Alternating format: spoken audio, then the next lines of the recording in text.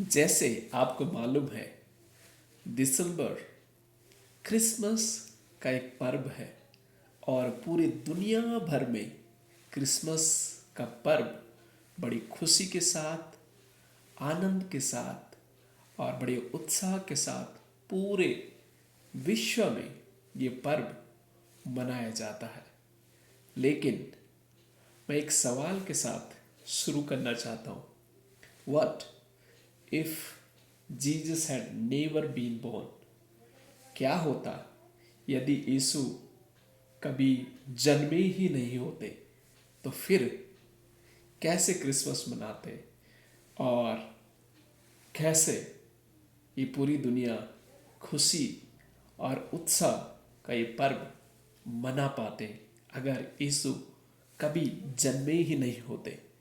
मैं एक उदाहरण के साथ शुरू करना चाहता हूँ। Suppose if you own an art form, अगर आपने एक चींटी जहाँ रहती है उस पूरे खेत को खरीदा है और आप इन चींटियों को इस प्रकार से कहें, आई लव यू चींटियों, मैं तुमसे बहुत प्यार करता हूं, और आप ये चीखते हुए, ये चिल्लाते हुए इन चींटियों को कहते हैं, आई लव यू, मैं तुमसे प्यार करता हूं चींटियों, मैं आपसे प्यार करता हूं। आप पूरी घोषणा कर दो, चींटियों के आसपास स्पीकर लगा दो, माइक लगा दो, शोर कर दो, इन चींटियों के लिए सुंदर सा एक फार्म बना दो, ये इन चींटियों को रहने के लिए एक सुंदर सा एक घर आप बना दो और फिर उन्हें कहो, चींटियों मैं आपसे बहुत प्यार करता हूँ। और आप कह भी रहे हैं, आपने इनके लिए चिट्ठियाँ भी इन चींटियों के लिए लिख करके भेजी है, आपने इन चींटियों को आप भरपूर कोशिश कर रहे हैं कि आप उन्हें आई लव यू, मैं आपसे प्यार करता हूँ, मैंने आपके लिए सुंदर फार्म बनाया है, आप लोगों के लिए रहने के लिए घर बनाया है, आप कितनी भी कोशिश करो, क्या चींटियाँ जो आप कह रहे हैं कि मैं आपसे प्यार करता हूँ चींटियों, क्या कभी चींटियाँ आपकी बात समझ पाएंगी? सवाल है ये, पर जवाब बहुत ही सिंपल होगा। आप कहेंगे, कैसे चींटियाँ कैसे मेरी आवाज़ को, ये मेरी भाषा को समझ पाएंगी? ये सच है, चींटियाँ मेरी भाषा को समझ नहीं पाएंगी। आप उनके लिए कुछ भी कर लो, आप चिट्ठी लिख दो उनके लिए, ये किसी भी प्रकार से जाहिर करने की कोशिश करो, चींटियों को कभी भी आपका आई लव यू समझ नहीं आएगा। पर अगर आप चींटियों का रूप धारण कर लो, चींटियों के जैसे आप बन जाओ और फिर आप उन्हें आसानी से ये समझा पाएंगे कि आई लव यू, तो वो समझ पाएंगे, क्योंकि चींटियाँ ही चींटियों की भाषा समझ सकती है। उसी प्रकार से बाइबल में एक सुंदर सा वचन यूहन्ना उसका 3:16 में इस प्रकार से लिखा है, परमेश्वर ने जगत से ऐसा प्रेम किया कि अपना इकलौता पुत्र दे दिया, ताकि जो कोई इस पर विश्वास करे नाश न हो परंतु अनंत जीवन पाए। परमेश्वर ने जगत से ऐसा प्रेम किया, अपना इकलौता पुत्र दे दिया। परमेश्वर ने अपना पुत्र प्रभु यीशु मसीह को मनुष्य के रूप में इस संसार में भेजा है। और यूहन्ना उसका 1 अध्याय उसका 14 वचन में लिखा हुआ है, वर्ड बिकेम फ्लैश, शब्द देहधारी हुआ।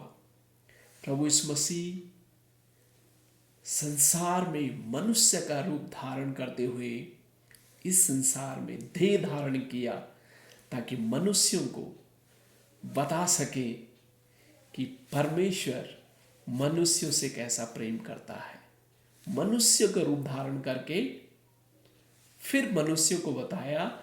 इस संसार में प्रभु यीशु मसीह 33.5 वर्ष तक रहे और उन्होंने लोगों की सेवा की, लोगों की मदद की, बीमारों को उन्होंने चंगा किया, दुष्ट आत्माओं से ग्रसित लोगों को उन्होंने छुटकारा दिया, मरे हुए मुर्दों को उन्होंने जिंदा किया और भूखों को उन्होंने भोजन खिलाया। निराश में पड़े हुए लोगों, हताश में पड़े हुए लोगों को उन्होंने उत्साहित किया। प्रभु यीशु मसीह इस संसार में मनुष्य के रूप में मनुष्यों की सेवा की, उनकी मदद की और उन्हें ये करके जाहिर करके बता दिया कि परमेश्वर आप लोगों से प्रेम करता है। और मनुष्य जो परमेश्वर प्रभु यीशु मसीह की वाणी को सुनेगा, पवित्र बाइबल से जो प्रभु यीशु मसीह की जो गुड न्यूज़ है, गॉस्पेल है, बाइबल में प्रभु यीशु मसीह के बारे में पहले से लिखा हुआ था कि प्रभु यीशु मसीह इस संसार में मनुष्य का रूप धारण करके इस संसार में आएंगे और मनुष्य को बचाने के लिए, मनुष्यों को इस बात से समझाने के लिए कि परमेश्वर कितना प्रेम मनुष्य से करता है। तो संदेश क्रिसमस का आप लोगों के लिए, मेरे लिए यही है कि परमेश्वर जो है, प्रभु यीशु मसीह इस संसार में मनुष्य को रूप धारण करके आया ताकि परमेश्वर के प्रेम को आप में समझ सके और जान सके। जिस प्रकार से चींटियाँ आपकी मेरी बातों को, प्रेम को शब्दों के द्वारा किसी माध्यम से नहीं समझ पाएंगी जब तक वो चींटी का रूप धारण हम ना कर ले, उसी प्रकार से परमेश्वर के प्रेम को जानने के लिए, परमेश्वर के प्रेम को समझने के लिए परमेश्वर इस संसार में आए और मनुष्य का रूप उन्होंने धारण किया।